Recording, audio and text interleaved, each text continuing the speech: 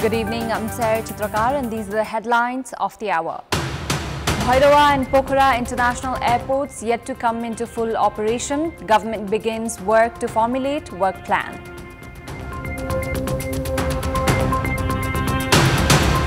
"25 out of the 27 bodies of those killed in the bus accident near Abu Khairini of Tanahu taken to Mumbai in an Indian aircraft. 2 children killed and 16 others injured in a bomb blast in southwestern Pakistan. 7 policemen among those injured. And table toppers Brighton and Hove Albion beat Manchester United 2-1 to stay perfect in the Premier League. João Pedro scores a late winner in the 5th minute of added time. Despite the lapse of 2 years since completion of construction works, Bhairawa and Pokhara international airports have yet to come into full operation. The state has been suffering daily losses as the airports constructed with an investment of 60 billion rupees in loan have yet to operate to expectations. The government is under such tremendous pressure that Minister for Finance Bishnu Paudel had to request for conversion of loan taken to construct Pokhara Airport to aid through a Chinese representative. Meanwhile, preparations have been made to operate the airports by formulating work plans. The government has claimed that both airports will now come into full capacity. The Ministry of Culture, Tourism and Civil Aviation has begun works for preparation of Bhairawa and Pokhara international airports by formulating work plan. Provisions such as removal of value-added tax, VAT, imposed on the passengers and installation of labor desks, among others, have been included in the work plan, which is to be implemented after approval from the Council of Ministers. त्यहाँ श्रम स्वीकृतिका लागि कार्यालय चाहियो, अध्यागमनको कार्यालय छ तर त्यसलाई सुचारू बनाउनु पर्यो, पासपोर्ट भिसा प्रयोजनका लागि त्यहाँ भिसा सेन्टर स्थापना गरिदिनु पर्यो।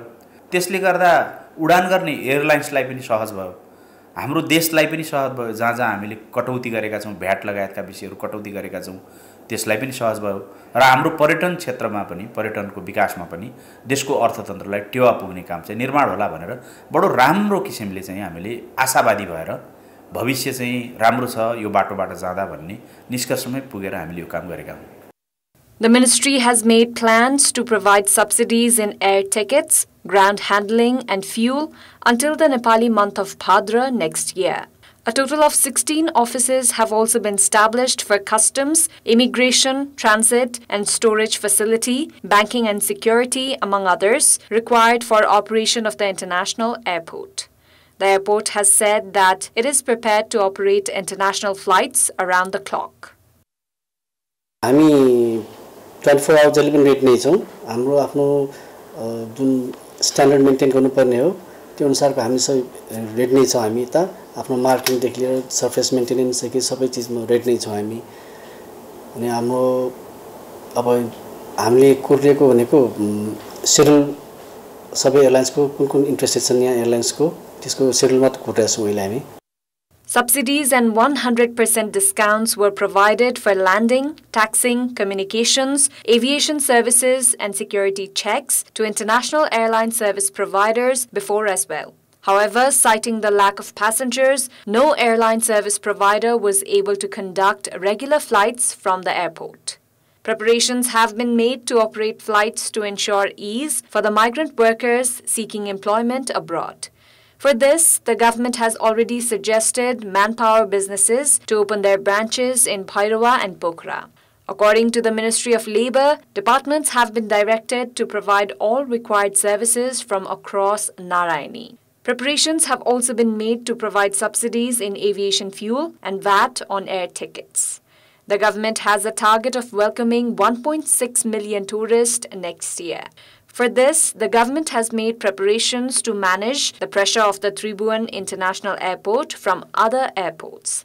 However, with Bhairawa and Pokhara airports built at an investment of more than 60 billion rupees in loan yet to come into full operation, the effort has not been successful for the past 2 years. This time, a schedule has been provided to 16 departments related to airports. If these airports come into full capacity operation, the responsibility of loans can be managed through the revenues generated. Despite all these preparations, required support from India for operation of these airports have yet to be secured. Bodies of those killed in the bus accident at Aina Pahara near Abu Khaireni of Tanahu have been taken to Mumbai, India. 25 out of the 27 bodies were taken to Mumbai in an Indian aircraft after completion of post-mortem at the Bharatpur hospital.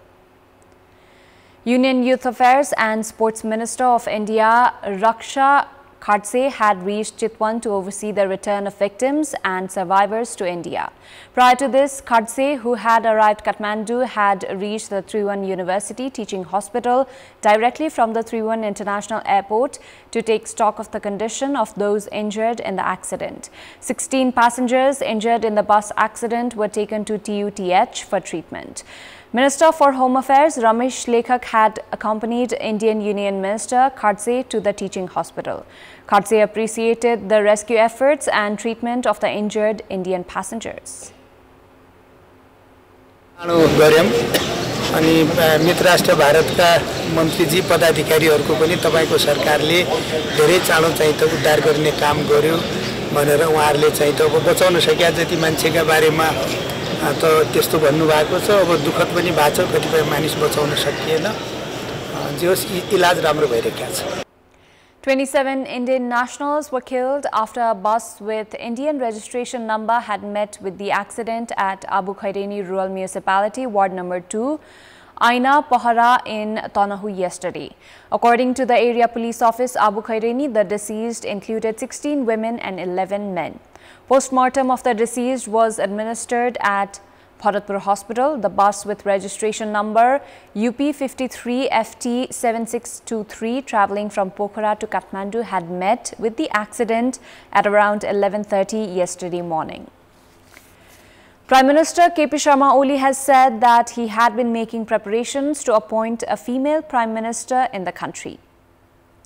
Addressing a program organized by youths in the capital, Premier Oli said that although it could take time, he had been making preparations for the appointment of a female Prime Minister. म महिला प्रधानमन्त्री बनाउन चाहन्छु तर त्यसका लागि अलिकति तयारी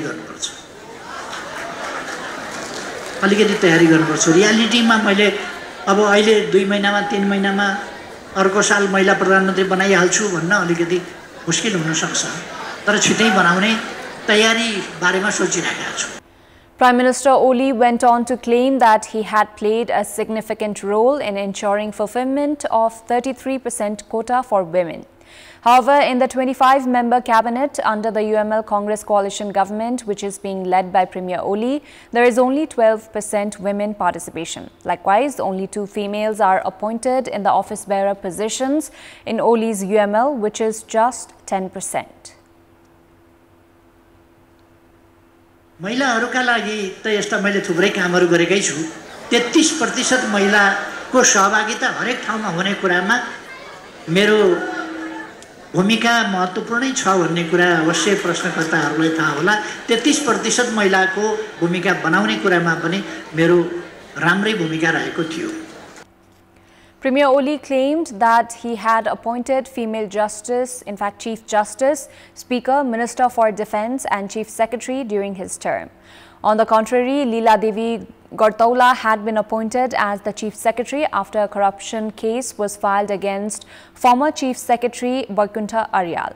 Likewise, justices are recommended for judicial bodies by the Constitutional Council. But Premier Oli took the credit of appointing the female justice, in fact Chief Justice as well. Despite the lapse of 6 years since the declaration of end of load shedding in the country, industrial areas of Sunsari and Morang continue to suffer from irregular power supply. The government had announced the end of load shedding on 14th May 2018. However, with the power cuts of up to 5 hours without any notice, the industries have been suffering losses while the public have also been left at the receiving end. Despite the claim of the Nepal Electricity Authority regarding no load shedding across the country, Sunsari Morang industrial area suffers from power cut for up to 5 hours a day. The surrounding settlements also suffer from this problem as power cut is without any notice. Industries have shared their grievances regarding low voltage when electricity is available, which has created complications in their operation. 24 घण्टामा कम से कम पनि 6 देखि 7 घण्टा बिजुली, दिनमा कम से कम पनि 5 देखि 7 पल्ट बिजुली जान्छ, प्लस भोल्टेज त्यो क्वालिटी अफ इलेक्ट्रिसिटी जुन छ नि त्यो चाहिँ धेरै खराब छ। अचानक झ्याप्पै भोल्टेज आउने, झ्याप्पै भोल्टेज डाउन हुने, त्यसले गर्दा हाम्रो धेरै मेसिन पार्ट्स, हाम्रो मोटरहरु त एकदम बारम्बार बिग्रै छ। Despite power cuts of up to 5 hours each day, the Nepal Electricity Authority hesitates to accept the fact, and neither does it make public the schedule for load shedding. The authority has said that power has to be cut for a few hours because of ongoing repair and maintenance and change of transformers at Rani and Tanki substations. Line overload भएकोले त्यति काट्ने गरेको छु, त्यो बाहेक अहिले त 24 our हामी डोमेस्टिक को सेवा उद्योगलाई सप्लाई दिइरहेको छु। विराटनगर बजारतिर जहाँ पनि हेर्नु तल 11 माथि 11 केबल हुन्छ, तल 400 भोल्टेज हुन्छ। अब कस्तो हुँदो रहेछ कहिलेकाहीँ त्यो ट्रान्सफर्मर केबल जल्यो हैन, त्यहाँ डिओ को फ्यूज गयो या डिओ जल्यो, त्यतिखेर माथि त 11 केबी हुन्छ। यता काम गर्नको लागि त्यो पुरै लाइन नै हामीले शटडाउन लिनुपर्ने हुन्छ, त्यसले गर्दा पनि कहिलेकाहीँ ट्रिपिङ बढेको हुन्छ। The authority does not issue notices about power cuts. With sudden power cuts, consumers have shared grievances regarding damages of electric appliances, while industries and factories have also complained about massive losses caused by damages of motors, panel boards, miniature circuit breaker, MCB, and expensive equipment and appliances. 3 individuals have gone missing after a private vehicle fell into the Sunkoshi River in Sinduli under the Mid-Hill Highway. 3 passengers have gone missing after the ill-fated four-wheeler which was headed to Kathmandu from Halisi in Khotang fell into the river. 27-year-old Sushant Kakshapati of Jagati Bhaktapur, who had jumped out of the vehicle, is being treated at Sunkoshi Community Hospital in Kurkot. He had informed police about the accident. Abin Bade, Praneet Syagu and Balaram Khatua of Surya Binayak Municipality, Bhaktapur have been identified as those missing. Following the rise in the price of pulses, rice, oil and sugar among other daily consumable goods in the market, the government has held talks with industries. With the objective of ensuring availability of daily consumable goods during the festivities and reducing the increased price, the Ministry of Commerce and Industries has held talks with Association of Nepalese Rice, Oil and Pulses Industry. The price of rice has been increasing since last year because of the 20% export tax imposed by India, while the price of rice per sack has increased by 800 rupees, also because of the 2.5% advance income tax imposed by the government of Nepal through the budget. 20% नेपालमा export tax जुन हामीलाई लगाएको छ, भारत सरकारले 20% export tax लगाउने कारणले मुख्य भूमिका चामलको मूल्य बढाउन लगाएको छ। त्यसमाथि पनि हाम्रो यस अघिको सरकारले बजेट मार्फत धान चामल जस्तो बेसिक खाद्यान्न प्रोडक्टमा उहाँहरूले 2.5% जुन अग्रिम आयकर लगाइदिनु भएको छ, त्यो पनि एउटा मुख्य कारण हो चामलमा मूल्य बढ्नु। Despite the government inviting representatives of the umbrella organization of sugar producers to ensure ease in supply of sugar during festivities, a few representatives did not show up. Meanwhile, the price of eggs has increased by 10 rupees per crate. With this, a crate of eggs has now reached 495 rupees. In our Public Voice segment, today we have asked in several provinces, what should the government do to monitor the price and quality of consumable goods in the market? Let's take a look at what they had to say.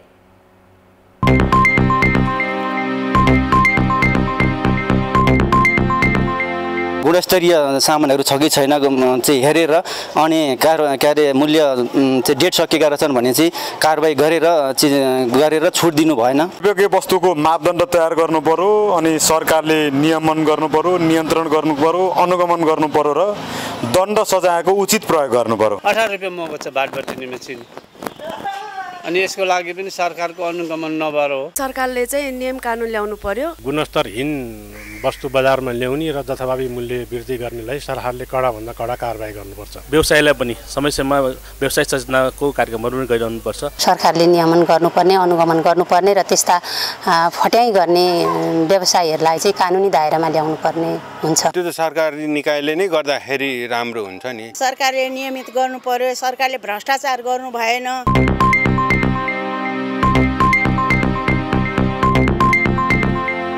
Time now for our segment, Public Pulse, where you text us with your opinion. Public Pulse. Before that, let's take a look at the result from yesterday's poll. Yesterday, we had asked, why are the government recommendations for ambassadors always drawn into controversy?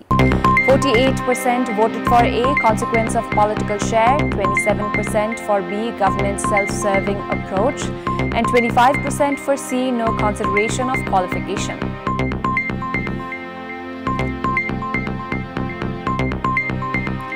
Here's today's question. What is the reason behind load shedding in industrial area? The options are A, NEA's negligence, B, weak infrastructure, and C, lack of electricity. Voting is on. Type NEWS, select your option A, B or C and send it to 34001 to share your opinion with us. Time now for international update.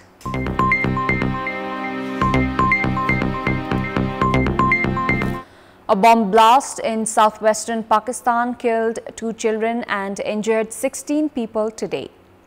7 policemen were among those injured when the remote-controlled bomb attached to a motorcycle detonated near police headquarters in Pisin, the city's senior superintendent of police, Manzoor Buledi, said. Prime Minister Shehbaz Sharif condemned the attack and expressed deep sorrow and grief over what he called the martyrdom of young children in the explosion. Sports news.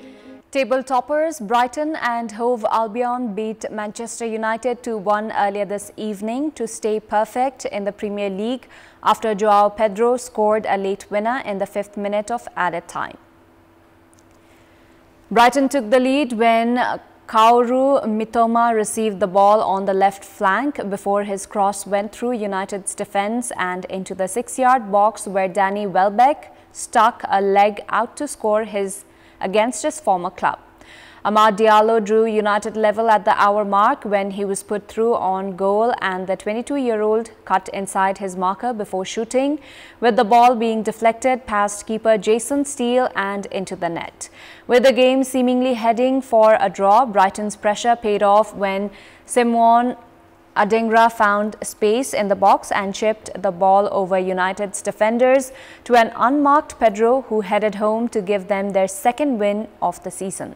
That's all for the moment. Thank you for watching. Good night.